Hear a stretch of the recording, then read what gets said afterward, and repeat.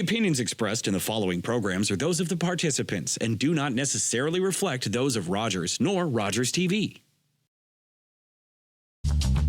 This program is brought to you by Ignite TV. Now you're in command. Visit Rogers.com for more details.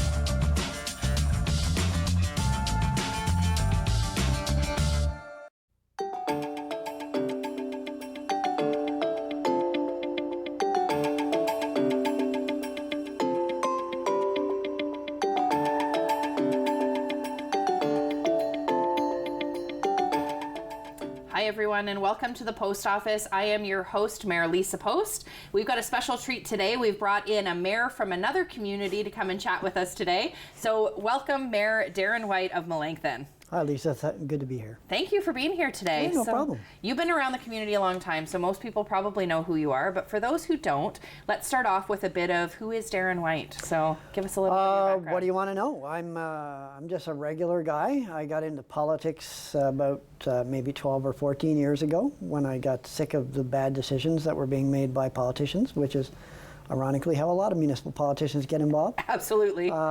I was born and raised on the East Coast, grew up in a small mining town, moved to Toronto because I wanted a more exciting life. Then I left Toronto because I hated Toronto so much. Because you didn't want so much of an exciting life.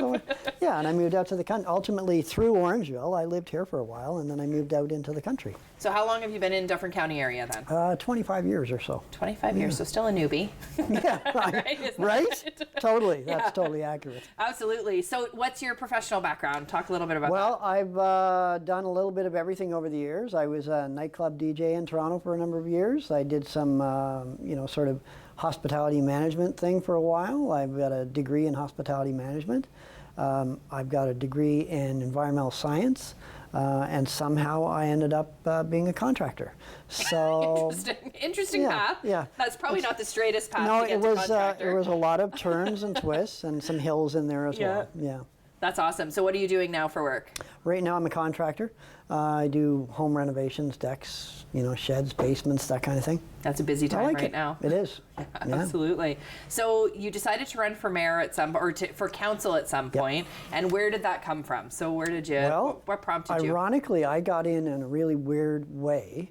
There was a retirement from my council, the council that I'm now on, back in 2009 with about 10 months left of the term, and so we had one of those things where council chose to sort of advertise for the position, anybody who could apply, and we had about, I think it was 6 or 7 people, and we got to stand in front of council one night and make an opening remark, and then we had to field 2 random questions by council members, and then we did a closing statement, and then at the end of that council deliberated and picked one.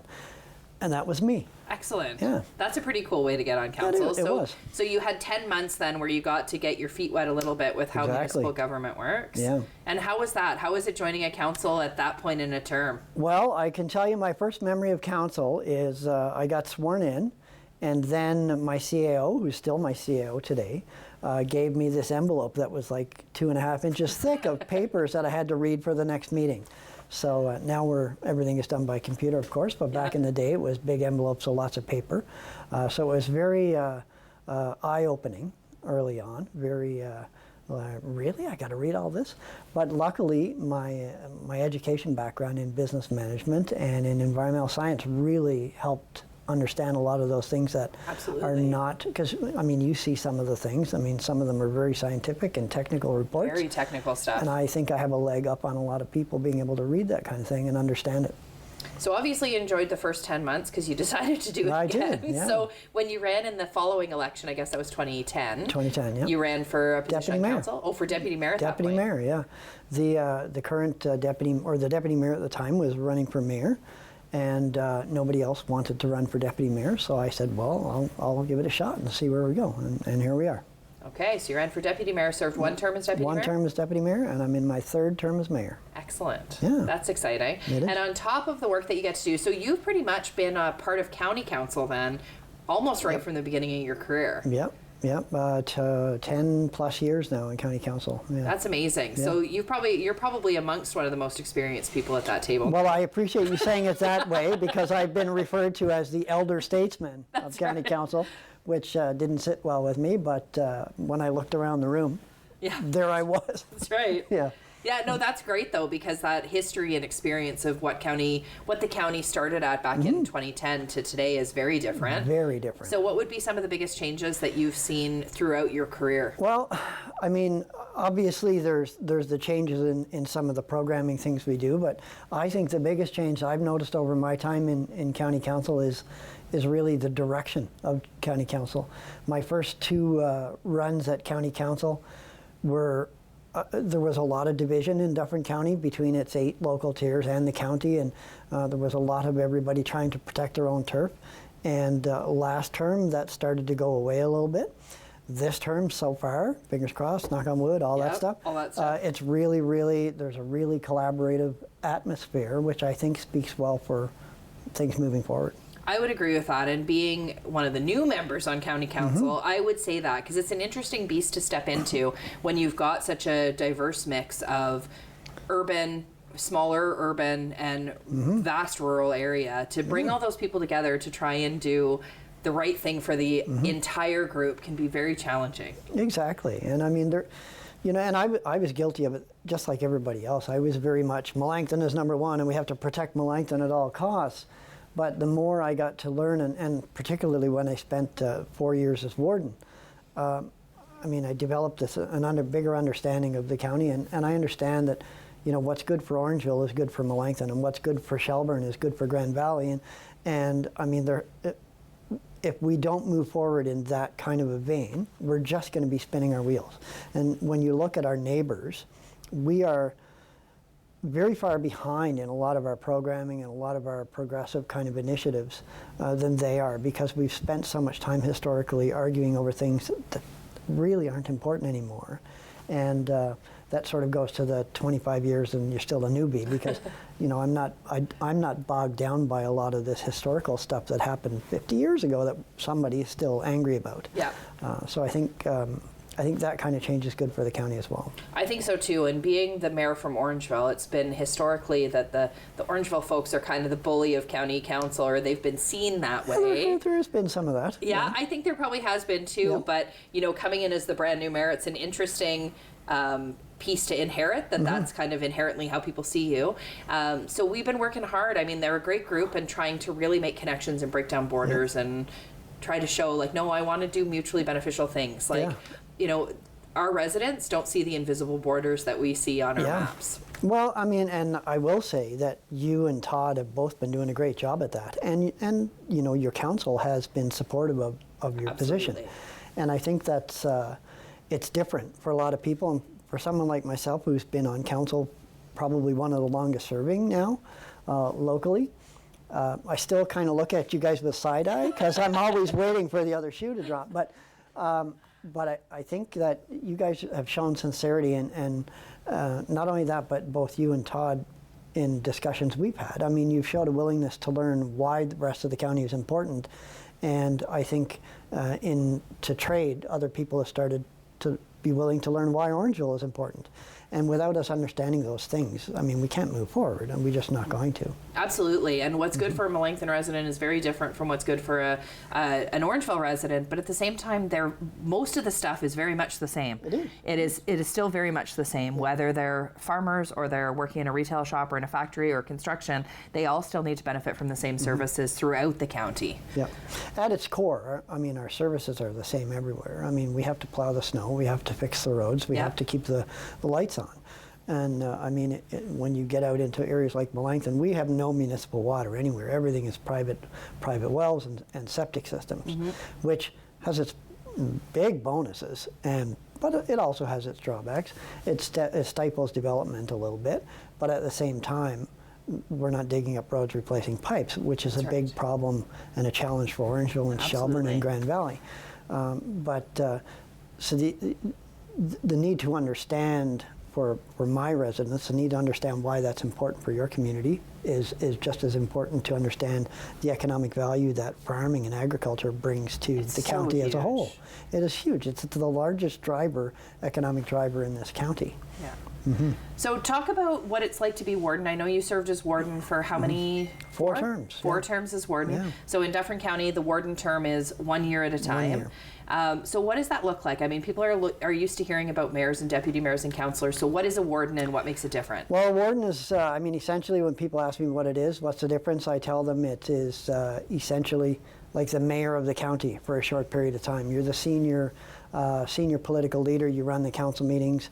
You're the representative to the provincial and the federal government when needed. You sit on outside boards like Western Ontario Wardens Caucus and things like that. So it gives you a chance to raise the profile of your county and your associated municipalities. It's a role I took very seriously when I was it. If you had asked me even 6 years ago, I would have said I'd never be the warden. I'm sometimes controversial, sometimes very outspoken, and really? I've been known to have an opinion or two. I hadn't noticed. No, yeah, totally. But I mean, I was a warden, and I have the distinction of being a warden for 4 years out of 5 years, which ties me for the longest-serving warden with former Mayor Rob Adams of Orangeville. Yeah. And I mean, I have the distinction as well of having been the warden through probably the most challenging time in the last couple of centuries, anyway, in Dufferin County and Ontario and Canada through the pandemic. And it certainly gave me a very different appreciation of how things have to happen, how they should happen, and what direction we should go in. But I don't know what my peers would say about it. I mean, it's a good question to ask them, but I took that role where I thought we were being very underrepresented by previous wardens over the years. And I thought, former Mayor Bob Curry, for instance, talks about it being a token position and we should share it amongst ourselves. And whereas I took it as a challenge to build our creed across the province.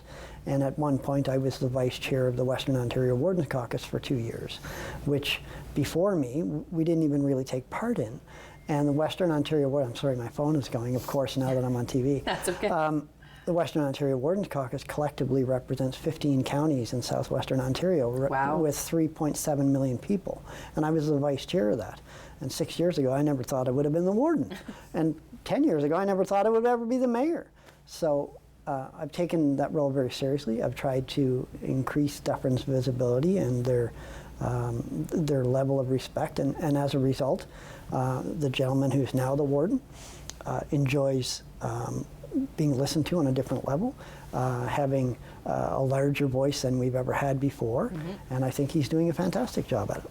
I think he's been doing an excellent job too, and my comment was going to be that I think when you were the warden, you did show the different side of what the warden of Dufferin County could be, and you really laid some big shoes to fill, because you did change the way that it was ever done here before, and you did a fantastic job. Well, and I think you really paved the way for current warden Wade to be able to really step into that and continue with that forward propelling motion. Well, I appreciate you saying that, and I mean, I had some tough times, and I mean, I had a couple of curveballs thrown at me through the time with some incidents that happened with some public comments and some council members' comments, and we had to take some unusual actions, but I mean, we weathered the storm, and I think we're stronger for it.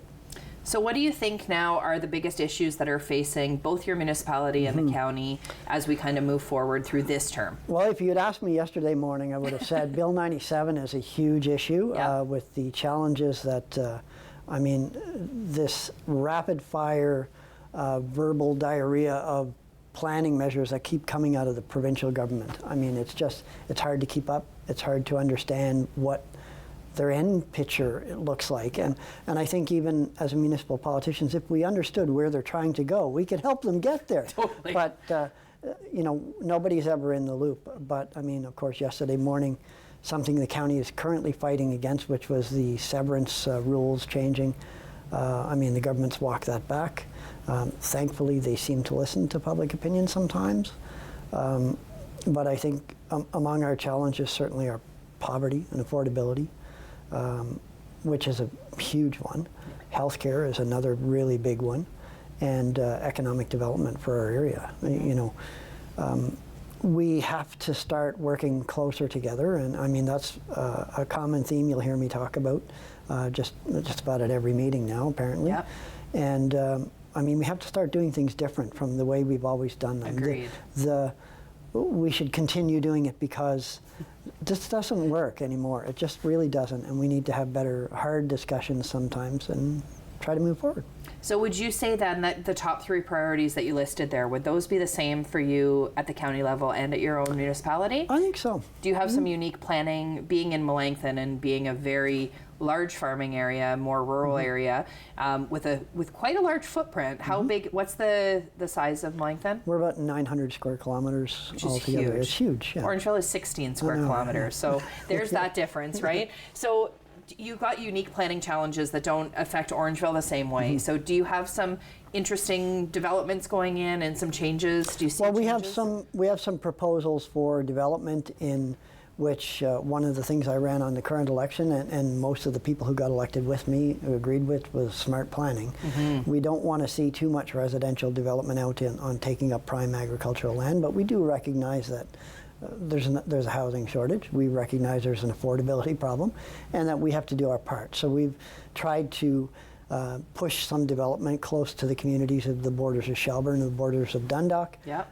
So we're trying to work with some developers there to see if we can create some innovative mixed use, different price points and that kind of thing. And while we can still able to protect our farmland, because in Melancthon, what most people, even in Dufferin County, don't recognize is, or don't realize is that some of the most productive farmland in Ontario is in Melancthon. Absolutely. Second only to Holland Marsh. We have some of the best soil in Canada. We grow, I think it's current numbers are 25% of the potatoes eaten in Ontario Really? are grown in Melancthon every year. And threats from overdevelopment or bad government policy, have a direct impact on that, and you see that then when you go to No Frills. Absolutely. You can see a direct causal link between bad planning and food prices. Definitely. Yeah. Interesting. So I think the landscape of Melancthon over the next 4 years is probably going to stay pretty similar with some development going closer to the existing settlement areas. Well, they have a great mayor up there. So I've heard he's pretty excellent. Yeah. So, we're in the business of protecting our farmland, working with our farmers and the Dufferin Federation of Agriculture, et cetera, to do what's right for farming. We have some areas where there can be some development. We talked just at council tonight about a parcel in the village where I live in with 6 lots on it. We're trying to get developed. People are interested in buying and or building there. So we're trying to do our part. We want to, at the same time, we're trying to dismantle bureaucracy as much as we can because, I think the time for over-government is gone. Yep. We want to make it as easy as possible while still meeting all the key, requirements that we have to meet. We're busy as always. Yeah. So, what are some key things that you want to accomplish before the end of this term? Before the end of this term, most of the really big hot button issues for me are at the county level. Right. And they revolve around those hard discussions that I keep talking about. One of the things I just did, and will be on the next county council agenda, is I brought forward a motion to ask for the county to study fire services and see if there's ways we can do better, do it smarter, because, I'm not a typical politician in that I will tell you a lot of times I think politicians get in the way of things. Yep. And we would be much better off if they just stay out of the way. And fire boards are a great example. We have boards of management that manage fire departments, and I've been on 2 of them for probably 10 years, on and off over the years. But I'm not qualified to make decisions on what truck we buy, and I think a decision around or discussion around how we do that, how that evolves, what synergies can we build with Dufferin paramedics and the OPP. I think that's a discussion we have to have. I think we have to have a discussion like that about recreation. I think we have to have discussions about libraries as well with all of that, because these little silos we keep operating in, they don't make any sense. They really don't. They're not benefiting anybody. When you step back and you look at them, they're not benefiting anybody. They're costing a lot of money, and they don't make a lot of sense. And there's ways, I think, to better deliver those services that are just smarter and more efficient and more reliable.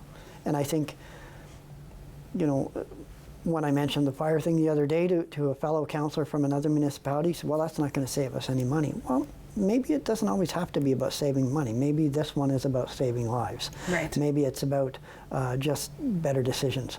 Because we have fire departments right now, at least one of them has different hose connections. They can't connect the hoses at a fire if they're doing shared service. And another one has SCBA breathing tanks that are different. So, I mean, that talks to bad decision making, and it points directly back at politicians making bad decisions. So I'd like to try to fix those kind of things. Excellent. I think that's really great. It would be excellent if I can get people to agree with me. Well, I think you've got a great county councilor right now that I think we're working with a really good team who seem very open-minded about having conversations and doing things differently than we've done them before. So we just have to keep that political will momentum going and keep having the conversations, because there's nothing wrong with finding data. Like, I think 100%. Data-driven decisions is how we should be doing things, and this just gives us more ammunition to work with. 100%.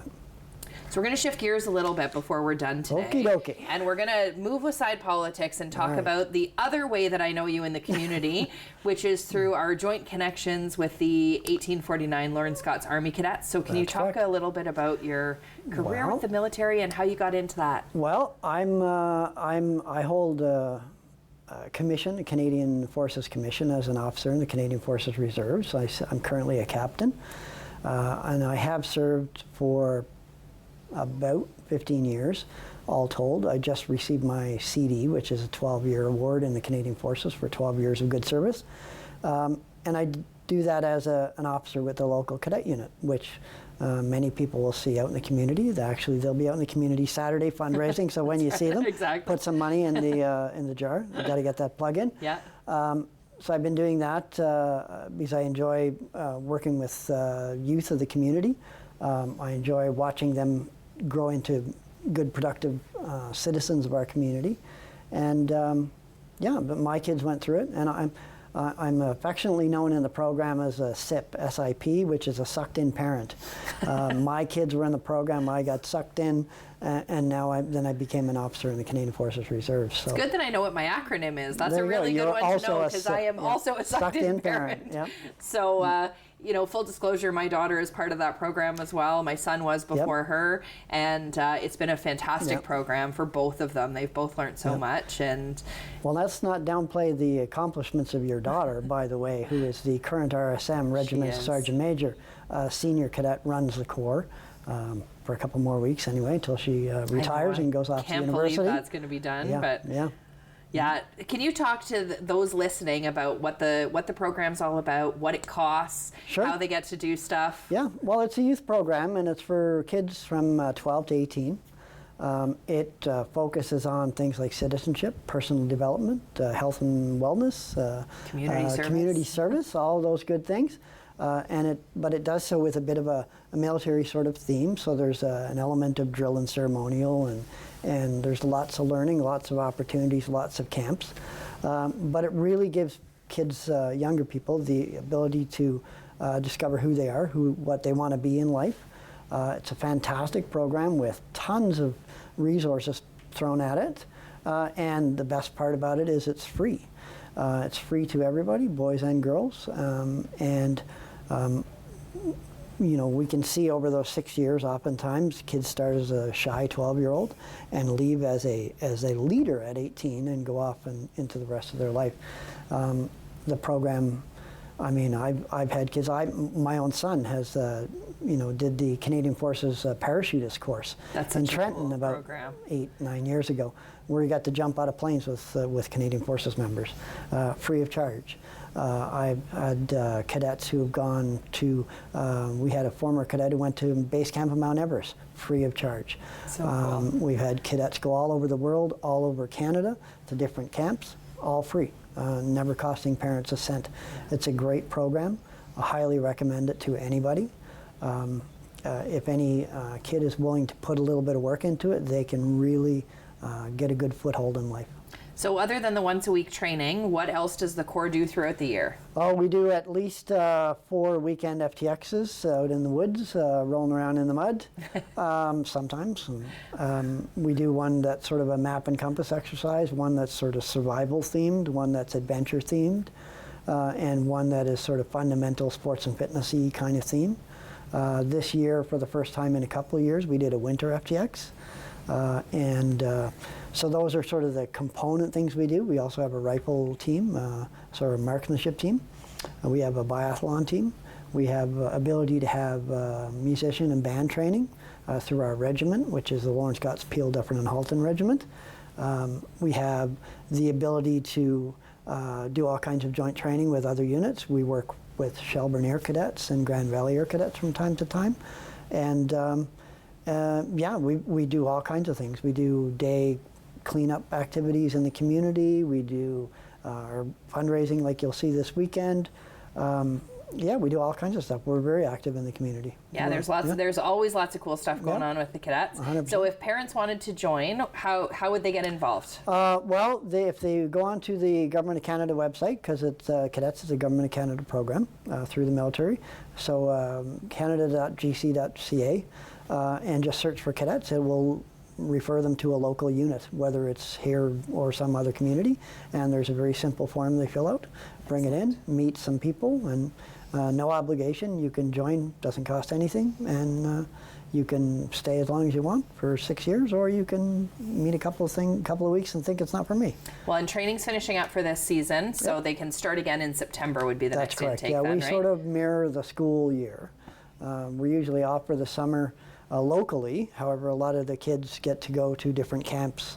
We have probably, I think, 10 we announced last week who are going to Gagetown in New Brunswick this year, with more camp awards yet to come. So they get to do such cool summer stuff. Yeah, it's tough. I never got to do that kind of stuff such when a I great was a program. kid. Yeah. I want to thank you. Thank you for being here today. No worries. Thank you for taking the time to talk about your political career and your political goals and what you want to see happen for the community going forward. And also thanks for all the hard work that you do for the youth in their community and all the support that you give. Well, I would say thank you right back for most of the same things, because I mean, we mirror each other with sort of the cadets and the political stuff as well. So, yeah. Wonderful. All right. Thank you so much for being here. Thank you for taking the time. And thank you all for joining in and tuning in to this episode of The Post Office. We will see you next time around. Have a good one.